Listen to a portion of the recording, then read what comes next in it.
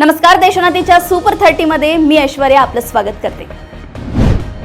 लातूरचे महापालिका आयुक्त बाबासाहेब मनोहरे यांनी स्वतःवर गोळी झाडून घेत आत्महत्येचा प्रयत्न केला। या घटनेत ते गंभीर जखमी झाले आहेत। या प्रकरणात आता सर्वात मोठी अपडेट आली आहे। बाबासाहेब मनोहरे यांच्या नातेवाईकांनी केलेल्या दाव्यानुसार मनोहरे यांना कोणाचा तरी फोन आला होता। फोनवर बोलल्यानंतर त्यांनी स्वतःवर गोळी झाडून घेतली आणि आत्महत्येचा प्रयत्न केलाय।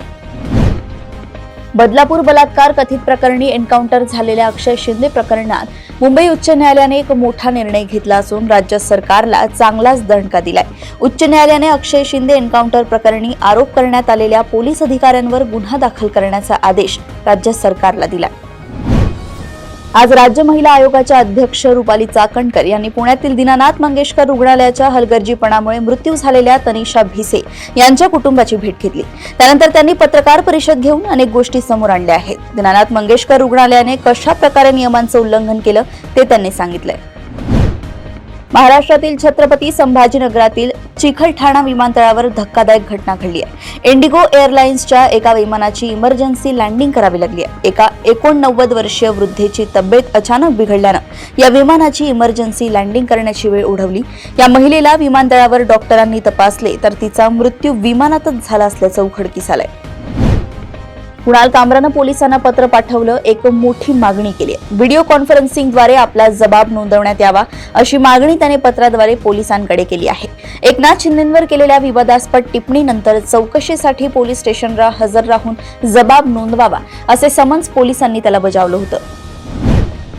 रत्नागिरी शहराजवळ आंबे काढताना विद्युत तारेला स्पर्श झाल्याने 30 वर्षीय युवकाचा मृत्यू झाल्याची घटना खेड तालुक्यातील पोसरे गावातून समोर आली आहे। राजू इलम असे या युवकाचं नाव असून ऊस तोडणीसाठी पश्चिम महाराष्ट्रात काम करणारा हा तरुण आंब्याच्या हंगामात कोकणात आंबे काढण्यासाठी कामेही करायचा।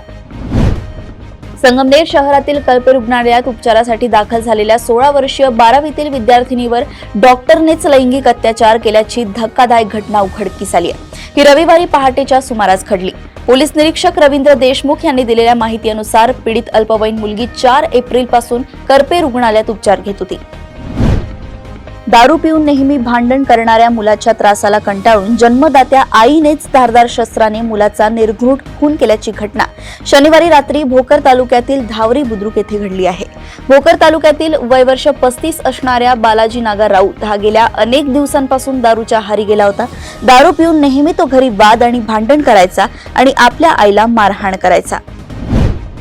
रामनवमीच्या पर्वावर राज्य परिवहन महामंडळाच्या 15 नव्या गाड्या अमरावती जिल्ह्यात उपलब्ध झाल्या आहेत। राजापेठ बस स्थानक येथे आमदार रवी राणा यांनी शासनाच्या निर्णयाचे स्वागत करत एक बस स्वतः चालवत नव्या गाड्यांचं उद्घाटन केलंय। याबद्दल मुख्यमंत्री देवेंद्र फडणवीस आणि परिवहन मंत्री प्रताप सरनाईक यांचे आभार व्यक्त करतो असं आमदार रवी राणा म्हणाले आहेत। लग्नाला नकार दिल्यानं संतापलेल्या प्रियकरानं प्रेयसी तरुणीच्या पोटावर चाकूनं प्राणघातक हल्ला केल्याची घटना अकोल्यातील मूर्तिजापूर पोलीस ठाणे हद्दीतील राष्ट्रीय महामार्गावर सोनाळा बायपासवर रविवारी सायंकाळी घडली आहे। या घटनेत तरुणी गंभीर जखमी झाली। हल्ल्यानंतर पसार होणाऱ्या बेतात असताना पोलिसांनी आरोपी तरुणास ताब्यात घेतलंय। गडचिरोली जिल्ह्यातील एटापल्ली व भामरागड तालुक्यात सुमारे 2.25 कोटी रुपयांची रोहिओ मजुरी थकीत आहे। त्यामुळे कष्टकरी हैराण आहेत। यासह ग्रामसभांच्या प्रश्नांवर डावे पक्ष एकवटले आहेत। आदिवासी विकास महामंडळ अंतर्गत आदिवासी विविध कार्यकारी सहकारी सोसायट्यांमार्फत जिल्ह्यात यंदाच्या खरीप हंगामात 80 केंद्रांवरून धानाची खरेदी केली जाते। मात्र हंगाम संपला तरी 200 वर शेतकऱ्यांचे जवळपास 1.5 कोटी रुपयांचे चुकारे प्रलंबित आहेत। परिणामी धान उत्पादक शेतकरी आर्थिक अडचणीत सापडले आहेत। छत्रपती संभाजीनगर जिल्ह्यातील खुलताबाद येथील औरंगजेबाच्या कबरीवरून महाराष्ट्राचं राजकारण तापलंय। दरम्यान आता खुलताबादचं नामांतर होणार असल्याची चर्चा आहे। सामाजिक न्याय मंत्री तथा छत्रपती संभाजीनगरचे पालकमंत्री संजय शिरसाट यांनी खुलताबादचं रत्नपूर असं नामांतर केलं जाईल अशी माहिती दिली आहे। भंडारा जिल्ह्यात 17 पोलीस ठाणे कार्यरत आहेत। पोलीस ठाण्यात तक्रार दाखल करण्यास जाणाऱ्या महिलांना सन्मानाची वागणूक मिळावी याकरिता महिला मदत कक्ष स्थापन करण्याच्या सूचना यापूर्वी राज्य शासनाने दिल्या आहेत। त्या सूचनांचे पालन पोलीस खात्याकडून होत आहे। सर्वच ठाण्यात पोलिसांचा सखी डेस्क महिलांच्या मदतीला धावतोय। कॅन्सरमुळे पती शेवटची घटका मोजत होता। हे लक्षात येताच पतीने देखील त्याचा विरह नको म्हणून इंद्रायणी नदीत उडी घेऊन टोकाचं पाऊल उचललंय। पतीनेही आत्महत्या करत आयुष्याची अखेर केली। पुणे जिल्ह्यातील आळंदी येथेही मन हेलावून टाकणारी घटना घडली आहे. यंदाचा उन्हाळा अधिक तीव्र जाणार असल्याचा अंदाज लक्षात घेऊन नागपूर महानगरपालिकेने हिट ॲक्शन प्लॅन तयार केलाय. बेघरांसाठी शेल्टर हाऊस, गार्डन दुपारच्या वेळेत उघडी ठेवणार, हॉटस्पॉट भागांवर लक्ष, विशेष वॉर्डसह 10 रुग्णालयात उपाययोजना, शाळांच्या वेळांमध्ये बदल, वाहतूक दिवे दुपारी बंद अशा उपाययोजना महानगरपालिकेने केल्या आहेत. पुणे शहरातील प्रख्यात दीनानाथ मंगेशकर रुग्णालयातील वरिष्ठ डॉक्टर सुश्रुत घैगास यांनी आपल्या पदाचा राजीनामा दिलाय. रुग्णालय प्रशासनाच्या प्रतिमेला सुरुंग लावणाऱ्या घटनांमुळे आणि रुग्णांची होणारी गैरसोय पाहता त्यांनी स्वेच्छेने हा निर्णय घेतल्याचं सांगण्यात येतंय. साताऱ्याच्या कराड तालुक्यातील सह्याद्री सहकारी साखर कारखान्याच्या निवडणुकीत शरद पवार गटाचे नेते बाळासाहेब पाटील यांच्या पॅनलला भरघोस यश मिळालंय. बाळासाहेब पाटील यांच्या पॅनल सह्याद्री सहकारी साखर कारखान्याच्या 21 जागांवर विजय मिळवलाय. सावंतवाडी तालुक्यातील बांदा गाळेल येथे कालव्यात बिबट्या मृतावस्थेत आढळून आलाय. मृतदेह कुजल्यामुळे तो 2 ते 3 दिवसांपूर्वी त्या ठिकाणी पडला असावा असा संशय आहे. पाण्याच्या शोधात असताना तो कालव्यात कोसळला असावा असा प्राथमिक अंदाज आहे. वक्फ सुधारणा विधेयक नुकतंच संसदेच्या दोन्ही सभागृहांमध्ये मंजूर करण्यात आले. तसेच या विधेयकाला राष्ट्रपती द्रौपदी मुर्मू यांनी देखील मंजुरी दिली आहे. मात्र आता याच वक्फ सुधारणा विधेयकावरून जम्मू आणि काश्मीरच्या विधानसभेत सोमवारी प्रचंड गदारोळ झाल्याचं पाहायला मिळालंय. तसेच नॅशनल कॉन्फरन्स पक्षाच्या आमदारांनी सभागृहात जोरदार घोषणाबाजी केल्यामुळे सभागृहात काही वेळ गोंधळ झाला. सरकारने देशातील पेट्रोल आणि डिझेलवर एक्साईज ड्युटी 2 रुपये प्रति लिटर दरवाढ करण्याचा निर्णय घेतलाय. त्यामुळे राज्यातील पेट्रोल आणि डिझेलचे दरवाढ होणार आहे. वाढलेल्या एक्साईज ड्युटीमुळे तेल कंपन्या या तेलाच्या दरात वाढ करण्याची शक्यता आहे. राष्ट्रीय स्वयंसेवक संघाचे प्रमुख मोहन भागवत हे 4 दिवसांच्या वाराणसी दौऱ्यावर गेले होते. त्याचवेळी त्यांना विचारण्यात आलेला एक प्रश्न आणि त्यावर भागवतांनी दिलेल्या उत्तराची सध्या सर्वत्र चर्चा सुरू आहे. मुसलमान हे RSS जॉईन करू शकतात का असा प्रश्न विचारण्यात आल्यावर मोहन भागवतांनी पहिल्यांदाच या विषयावर उत्तर दिले. जे मुसलमान भारत माता की जय हा नारा देतात आणि भगव्या झेंड्याचा मान राखतात ते मुसलमान संघाच्या शाखेमध्ये सामील होऊ शकतात अशी अट सांगत भागवत यांनी महत्त्वाचं विधान केलंय. उत्तर प्रदेशच्या अलीगडमध्ये एका शेतकरी नेत्यानं आत्महत्या केली आहे. बायकोसोबत कडाक्याचं भांडण झालं.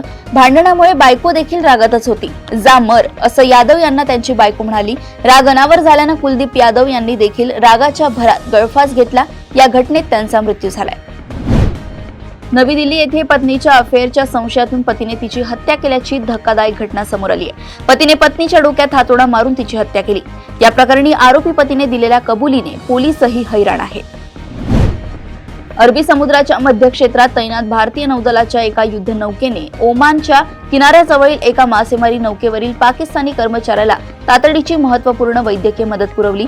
या कर्मचाऱ्यावर शस्त्रक्रिया केल्याने पुढील अनर्थ टळलाय. तामिळनाडूतील प्रसिद्ध रामेश्वरम बेटाला रेल्वेच्या मार्गाने जमिनीशी जोडणाऱ्या पांबन सागरी पुलाचे पंतप्रधान नरेंद्र मोदी यांच्या हस्ते रविवारी उद्घाटन झालंय. तसेच रामेश्वरम तांबरम या नव्या रेल्वे सेवेलाही पंतप्रधानांनी हिरवा झेंडा दाखवलाय. तुम्ही के ड्रामाचे चाहते असाल तर ही सिरीज तुम्ही पाहिलेल्या सर्वोत्तम के ड्रामापैकी एक असू शकते. कारण या सिरीजने IMDb वर सर्वाधिक रेटिंग मिळवलंय. तुम्हाला आश्चर्य वाटेल पण फॅमिली ड्रामा असलेल्या या सिरीजला IMDb वर 9.3 रेटिंग मिळालंय. या सिरीजचं नाव व्हेन लाईफ गिव्स यू टँजरीन्स असं आहे. ही सिरीज सध्या OTT वर ट्रेंडिंग आहे. या सिरीजने IMDb वर रेटिंगचे रेकॉर्ड देखील मोडले आहे. ग्राउंड झिरो या चित्रपटाचा ट्रेलर नुकताच प्रदर्शित झालाय. बॉलिवूड अभिनेता इम्रान हाशमी या चित्रपटातून दीर्घ काळानंतर पुन्हा एकदा मोठ्या पडद्यावर दिसणार आहे. ग्राउंड झिरो मधून तो पुन्हा एकदा प्रेक्षकांच्या भेटीला येतोय. जवळजवळ 3 मिनिटांचा हा ट्रेलर प्रेक्षकांचे लक्ष वेधून घेतोय. हा चित्रपट खऱ्या घटनांवर आधारित आहे. इम्रान हाशमी या चित्रपटात सैनिकाच्या भूमिकेत दिसणार आहे. लिलावात संघाने खरेदी केल्यानंतर माघार घेतल्यामुळे 2 वर्षांच्या बंदीच्या कार्यवाहीला समोर जाणारा हॅरी ब्रूक आता इंग्लंडचा कर्णधार असणार आहे. इंग्लंड क्रिकेट बोर्डाने ब्रूकची वनडे आणि T20 संघाच्या कर्णधारपदी नियुक्तीची घोषणा केली आहे. फेब्रुवारी महिन्यात झालेल्या चॅम्पियन्स ट्रॉफी स्पर्धेत इंग्लंडच्या संघाला प्राथमिक फेरीतूनच गाशा गुंडाळावा लागला होता. त्यानंतर कर्णधार जोस बटलरने कर्णधारपद सोडण्याचा निर्णय घेतला होता. अशाच सुपर 30 बातम्या जाणून घेण्यासाठी बघत रहा देशोन्नती. नमस्कार.